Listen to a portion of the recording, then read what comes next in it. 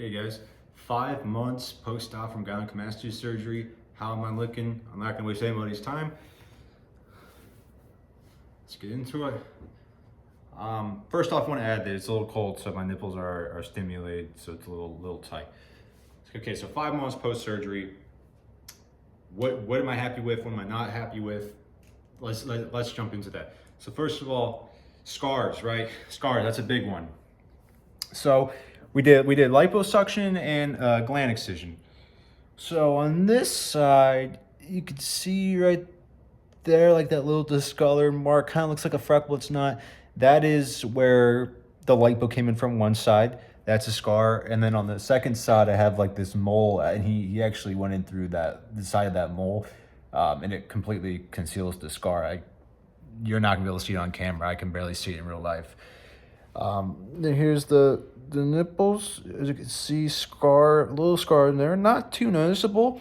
Actually, I expected to go into the surgery and come out with scars because I'm so pale. This is something I kind of accepted, but I've actually been shocked and pleased with how the scars have come out. I really haven't treated them that much. I put a little vitamin E on there, but it's really been untreated. I don't know if you guys could see little dots. Those are injections, and the scar on this side is a little bit more noticeable, but still not bad to me. And if you're asking what those holes are, yeah, those are injections. I do have a bit of scar tissue over there. So 5 days ago, I went in, saw my doctor. I got my second iteration of Kenalog injections, or Kenalog. I'm not sure the correct pronunciation, but it's the injections that they give you to melt scar tissue.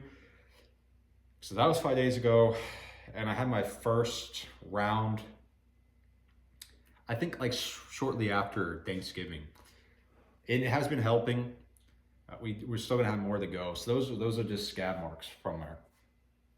Okay, so what are my biggest changes and what am I pleased with? Well, first of all, like when I flex, I used to have a lot of fat.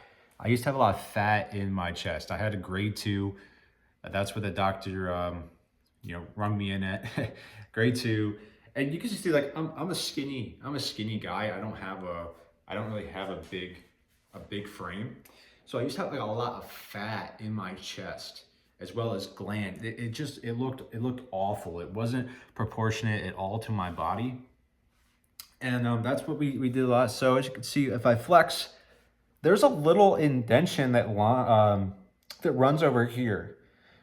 When I first took off the vest 4 days in, it actually like started here, and it was very, very noticeable and far more indented. But I think that was scar tissue because it's let up over time. So I'm curious if when I flex like that, if I get to go, that indentation, I don't know if the camera's doing it all that much justice, but there's an indentation there.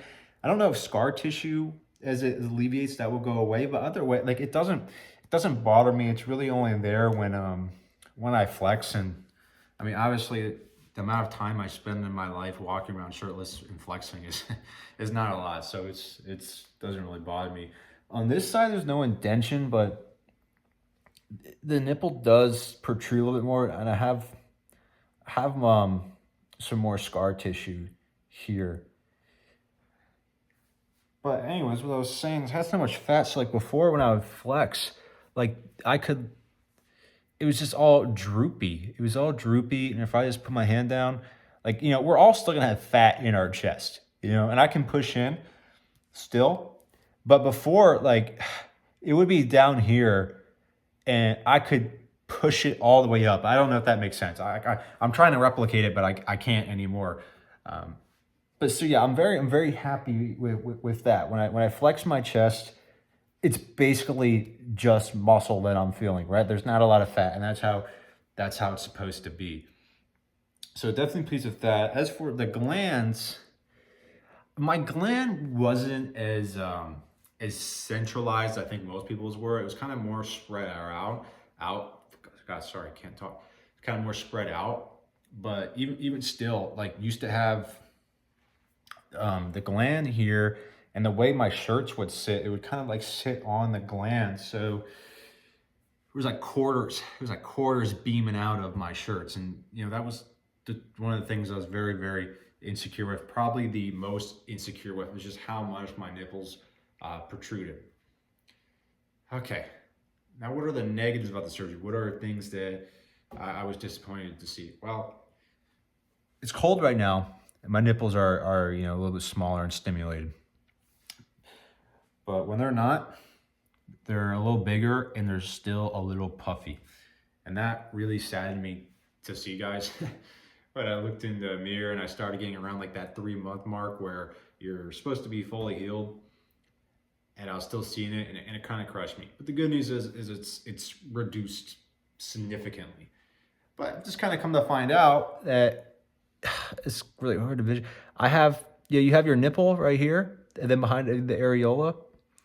And I have pretty big nipples. It's a weird thing to say.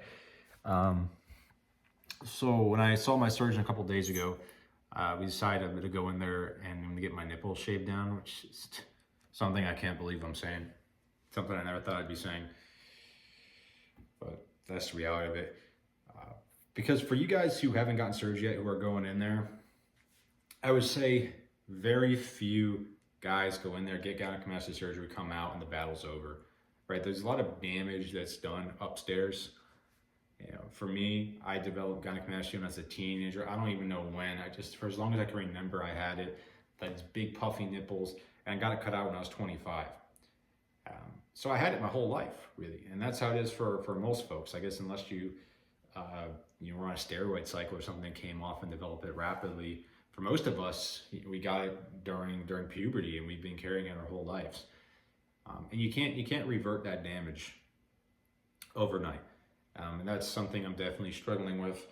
And even though my nipples are flat, even though the areolas are flat, because like the nipple itself is still kind of a little big, it pokes out of shirts a little bit, and it bothers me. And I think like anytime I see that, my brain kind of just formulates that connection to gyno.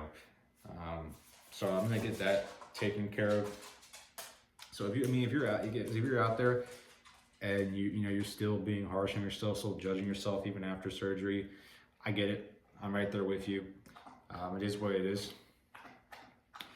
Now I guess the big question is, 5 months later, am I happy with the surgery? Would I do it again? And the answer is yes, 100%. 100%. Are things perfect? No. But are they better? Yes. And they are better significantly. And going and getting surgery is one of the best decisions I've ever made in my life. And excuse me, I'm gonna throw on my shirt because I'm a little cold. Is it going the right way? Yeah, it's one of the best decisions I ever made in my life. I wouldn't go back and change it. It sucked going through it. Obviously, it was expensive. But man, for those of you watching who've had the surgery, you know what I mean when I'm saying this. There's no value you can place on the freedom and the liberation you receive up here after getting the surgery. It's immeasurable. So yes, I'm definitely glad I got the surgery. You know, was it better than I thought? In some areas, yes. And in others, it was worse than I thought, right? There's areas I saw more improvement, and there's areas I didn't see as much improvement as I hoped for. And that's just the way life is, you know? And I won't mention, before surgery, I'm not sure if I mentioned this at the beginning, but we'll be safe. I was probably 20 pounds heavier. After surgery, maybe a month after, the doctor said, hey, you can go back to the gym. I wasn't in the gym before. I started going to the gym. I started eating healthy.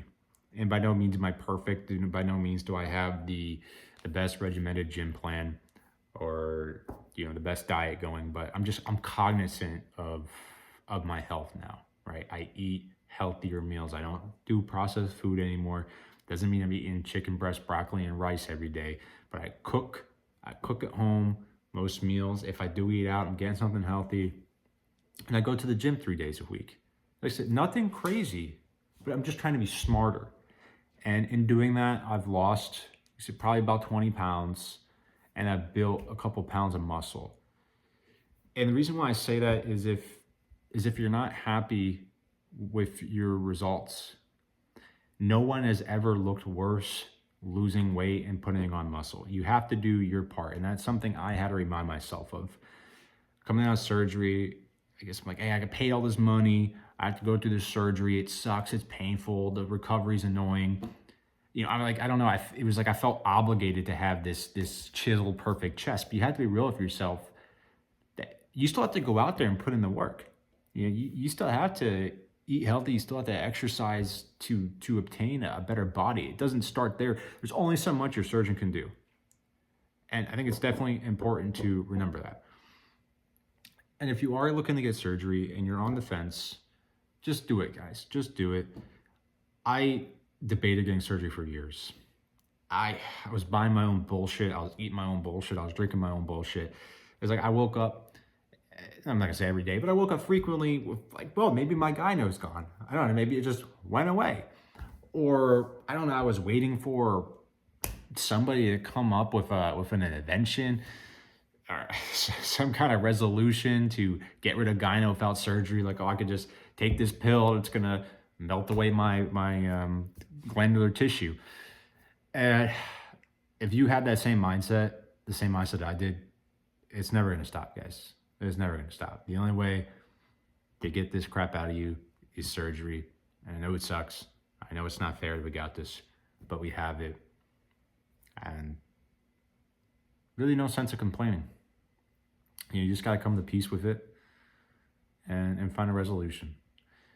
But the last thing I wanna say, this is my third video on this channel, and my intentions remain the same. I love to grow this into a community and hopefully someday start to have some revenue come in. And with that, you know, kind of have our own little charity where we can get people the surgery who can't afford it. We can sponsor people go get surgery. Because we're all one team, guys. We're all one team. And if we could just like cure gynecomastia and just get it, thousands, hundreds of thousands, millions of men across the world someday, hopefully just be able to have network connection with doctors all over the world and just sponsor surgeries, make people's life better. That'd be like a dream come true.